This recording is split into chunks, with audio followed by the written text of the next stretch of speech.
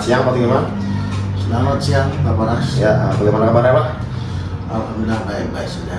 Ya, jadi Pak, mohon Pak ya, saya minta waktunya sebentar karena saya dapat tugas dari pendidikan guru penggerak. Jadi sebelumnya saya ingin bertanya Pak, kira-kira kasus apa ya Pak yang sekiranya Bapak pernah alami atau sekarang sedang rasakan yang sekiranya itu perlu adanya pengambilan keputusan kayak gitu Pak, yang harus benar-benar diputuskan, tapi keputusan itu harus benar-benar matang gitu Pak. Bahwa sekolah kita itu pernah terjadi suatu masalah, bentuknya adalah pemalakan. Nah, pemalakan yang dilakukan oleh siswa tingkat SLTP terhadap siswa SD 04 Malaka Jaya, di mana yang dipalak itu adalah siswa kita masih kelas 1 SD. Tentunya dari tingkatan siswa tersebut kan berbeda. Yang satu masih dasar, yang satu sudah besar, walaupun tingkatannya masih dasar tapi sudah besar, yaitu SLTP. Ini yang pernah terjadi di SD 04 Malaka Jaya. Selama ini bagaimana Bapak mengidentifikasi kasus tersebut, dilema etika atau kasus bujukan moral Pak? Berkaitan dengan kasus tersebut, Mas Paras, bahwa kasus tersebut merupakan salah satu berkaitan dengan moralitas. Moralitas itu sangat kita junjung tinggi. Maka kita harus upayakan mengidentifikasi bahwa kasus tersebut harus kita tindak lanjuti. Nah, penindaklanjutannya itu salah satunya bentuknya adalah kita panggil siswa tersebut, kemudian kita panggil seorang guru BP kalau SLTP, kemudian orang tua murid dari SLTP yang melakukan pelanggaran berkaitan dengan etika moralitas tersebut, supaya jangan sampai terulang kembali di kemudian hari. Nah, ini bagaimana Bapak menjalankan ya ketika mengambil suatu keputusan di sekolah ini? Pertama kan kadang-kadang ada kasus ya Pak yang sama-sama benar nih Pak, dimana dokumen kepentingan tersebut sama-sama penting, sama-sama mengandung nilai kebajikan Pak. Cara mengambil suatu keputusan adalah bagaimana dalam kasus tersebut itu yang baik dan yang tidak. Nah, dari situ tentu saja bahwa permasalahan itu semuanya itu adalah ada baik dan tidak. Tetapi kita harus mengupayakan bahwa permasalahan itu adalah untuk menindaklanjuti, yang bahwa permasalahan harus tuntas. Mana yang bermanfaat dan mana yang tidak bermanfaat, tentu saja mana yang paling benar dan mana yang kurang baik. Tentu saja kita harus memutuskan sesuatu yang paling benar atau yang paling membawa suatu kebajikan untuk SD 04 Malaka Jaya. Jangan sampai terulang lagi kejadian-kejadian yang akan datang. Kita harus berwaspada, membina, mendidik peserta didik kita. Langkah-langkah nih Pak atau prosedur apa yang Bapak biasa kerjakan ya untuk mengambil suatu keputusan Pak? Kira-kira seperti apa Pak? Nah, langkah-langkah ini kan kita adalah sebagai institusi. Institusi itu tentunya ada aturan-aturan baik yang datang dari Kemendikbud maupun dari institusi yang tingkat dinas pendidikan maupun sekolah. Nah, sehingga rule atau aturan-aturan itu harus kita patuhi untuk mencapai suatu kebenaran-kebenaran tadi, mencapai harapan baik lingkungan sekolah maupun lingkungan masyarakat di tingkat pendidikan. Jadi pengambilan keputusan itu harus yang bermanfaat Pak ya, untuk kepentingan banyak orang Pak ya. Betul. Ya, oke. Kira-kira dalam pengambilan keputusan yang sering Bapak kerjakan itu ada nggak Pak yang Bapak rasa itu hal yang paling efektif gitu Pak? Tentu saja Mas Paras bahwa mengambil keputusan itu kita mengupayakan harus efektifnya, berefektif itu supaya semua itu mempunyai suatu makna yang sangat benar. Nah, kebenaran itu harus ada aturan. Nah, aturan-aturan itulah yang selalu jangan sampai kita melewati aturan atau menyinggung perasaan orang, atau aturan-aturan yang sudah digulirkan baik oleh kementerian, oleh dinas pendidikan, oleh lingkungan pendidikan, dan dalam hal ini adalah guru-guru. Nah, guru-guru ini kita ambil salah satunya adalah stakeholder ini mulai dari penjaga sekolah, operator, guru bidang studi maupun guru kelas. Nah, dari situ kita akan mengambil suatu keputusan yang tentunya menguntungkan baik dari siswanya maupun dari lingkungan sekolah, sehingga nama sekolah kita akan selalu baik di masyarakat dan selalu akan menjadi harapan bagi orang tua murid yang akan menyekolahkan putra-putrinya masuk ke SDN 04 Malakajaya. Kira-kira dalam mengambil suatu keputusan Pak, pasti dong ada tantangan atau hambatan ya. Coba kira-kira tantangan apa yang sering Bapak hadapi atau yang sering Bapak alami ketika mengambil sebuah keputusan di sekolah ini Pak, kira-kira? Kalau mengambil keputusan itu ya tentu saja namanya itu kan suatu masalah. Masalah itu pasti ada hambatan. Hambatan itu upayakan bahwa orang tersebut ingin mencari suatu pembenaran untuk kepentingan pribadi awal mulanya. Tetapi kita dalam memutuskan suatu permasalahan, kita lihat bahwa keputusan yang kita ambil itu memang bermanfaat baik kedua belah pihak, baik dari pihak sekolah, pihak lingkungan, pihak masyarakat, dan pihak yang melakukan suatu pelanggaran atau kesalahan, di mana tadi sudah katakanlah sebagai contoh terjadi suatu pemalakan, sehingga dalam mengatas keputusan tersebut, mengambil suatu keputusan, kita jangan sampai memberatkan kedua belah pihak, sehingga baik SMP, SD semuanya merasakan hasil daripada suatu keputusan yang telah diambil oleh sekolah. Kira-kira dalam mengambil sebuah keputusan Pak ya, Bapak tuh punya waktu tersendiri nggak sih Pak? Apakah harus dijadwalkan terlebih dahulu? Apakah spontanitas Pak? Kira-kira seperti apa yang sering Bapak alami ketika ambil keputusan? Jadi kita kalau mengambil suatu keputusan itu, yang namanya institusi sekolah, bahwa keputusan itu tentunya kalau keputusan yang kita ambil harus cepat, karena permasalahan itu harus segera, jangan sampai nanti berlarut-larut sehingga permasalahan itu tidak tuntas. Nah, oleh sebab itu dalam mengambil suatu keputusan itu adalah cepat, tuntas, dengan harapan tidak akan muncul permasalahan yang baru di sekolah di mana kita berada, contohnya adalah SDN 04 Malakajaya ini. Nah, seperti gambaran tadi, misalnya ada pemalakan, masalah itu harus segera dituntaskan.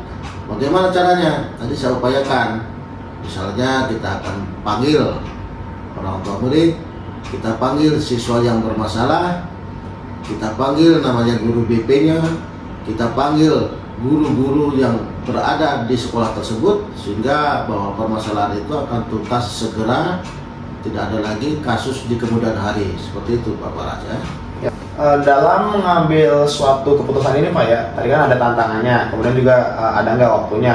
Nah sekarang kira-kira dalam mengambil kebijakan ini atau keputusan ini, kira-kira ada nggak Pak yang selama ini mempermudah atau membantu Bapak dalam mengambil suatu keputusan atau kebijakan Pak, agar keputusan dan kebijakan tersebut dapat disetujui oleh banyak pihak Pak? Kira-kira ada nggak Pak?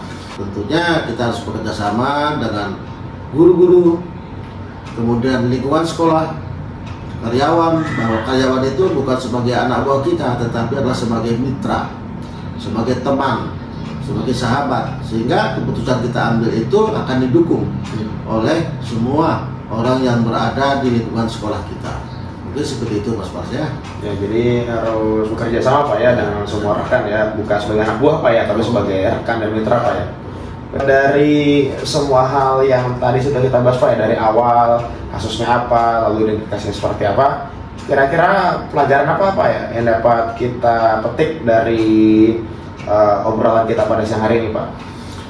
Jadi tentu saja pembelajaran yang kita ambil, kita peroleh, apa yang sudah ditanyakan tadi adalah bahwa kita harus belajar bagaimana kita akan mengatasi suatu permasalahan yang akan muncul, di mana apabila terjadi suatu saat kita sudah mempunyai suatu pengalaman bahwa permasalahan itu bisa saja terjadi, bahwa katakanlah bahaya laten sewaktu-waktu bisa muncul karena kita berkecimpung di dunia pendidikan.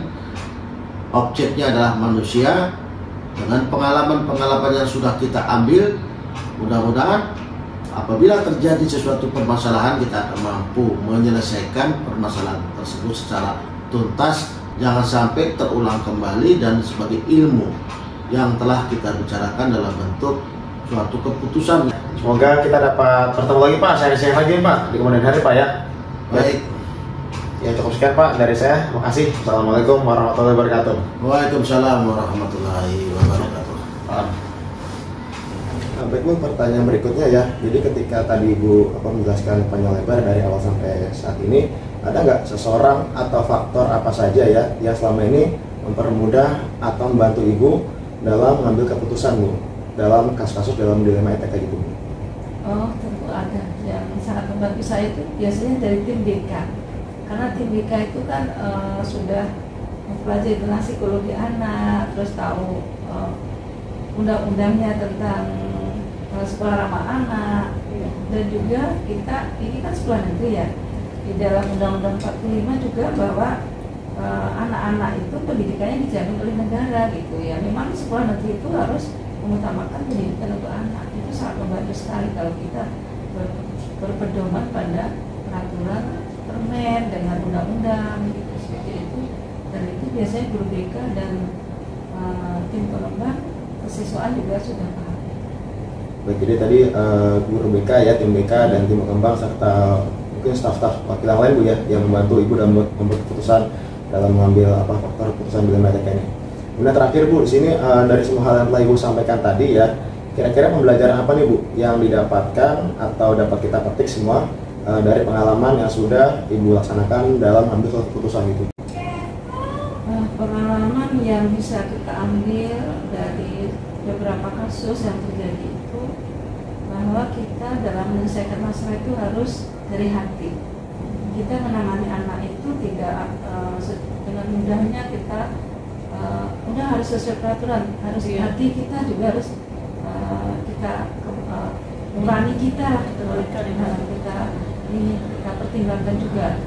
Itu biasanya yang saya ambil gitu untuk kegiatan penentuan kasus-kasus yang berkenaan dengan dilema etika ini. Kalau kita tidak berpegangan pada hati nurani kita, susah kita untuk mengutamakan anak-anak yang dalam hal harus mendapatkan perhatian khusus dari kita.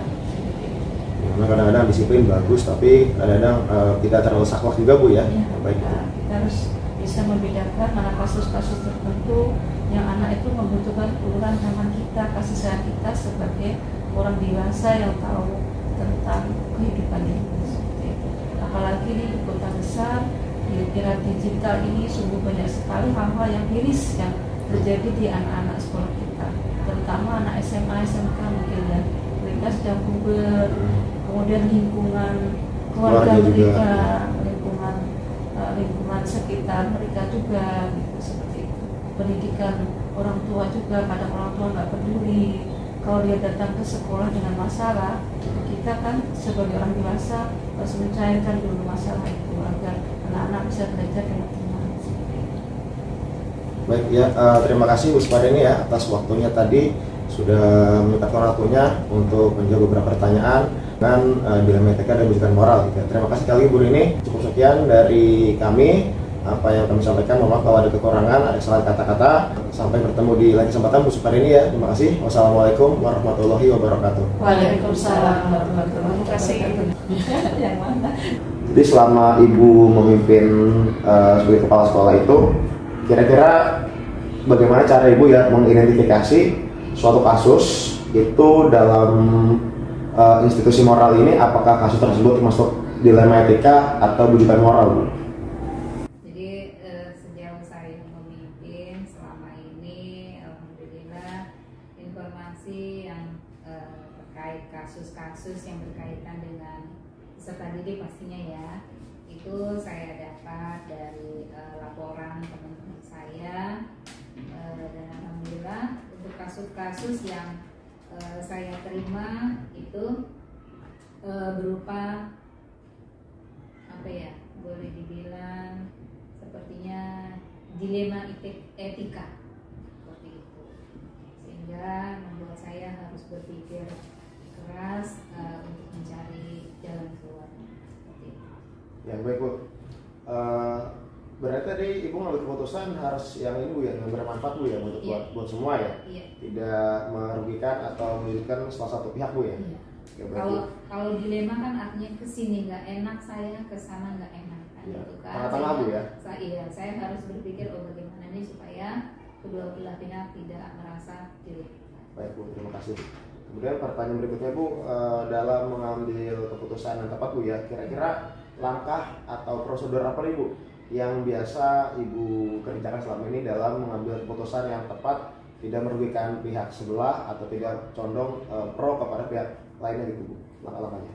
Baik, selama ini ketika ada kasus atau permasalahan yang muncul di sekolah ini, khususnya di satu kelas misalnya gitu ya, saya mengumpulkan teman-teman. Pastinya saya tidak bisa mengambil keputusan sendiri, meskipun keputusan terakhir itu ada di tangan saya gitu ya selaku pimpinan, tapi saya tetap memberikan kesempatan kepada teman-teman untuk memberikan masukan sehingga menjadi hasil keputusan bersama yang pastinya untuk penyelesaian kasus yang sifatnya dilema etika ini.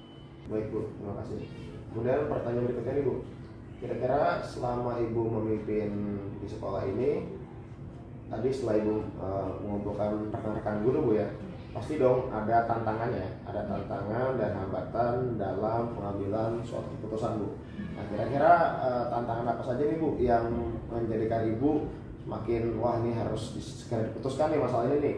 Tantangan dan hambatan apa saja yang Ibu alami selama menentukan atau memutuskan suatu permasalahan itu Bu?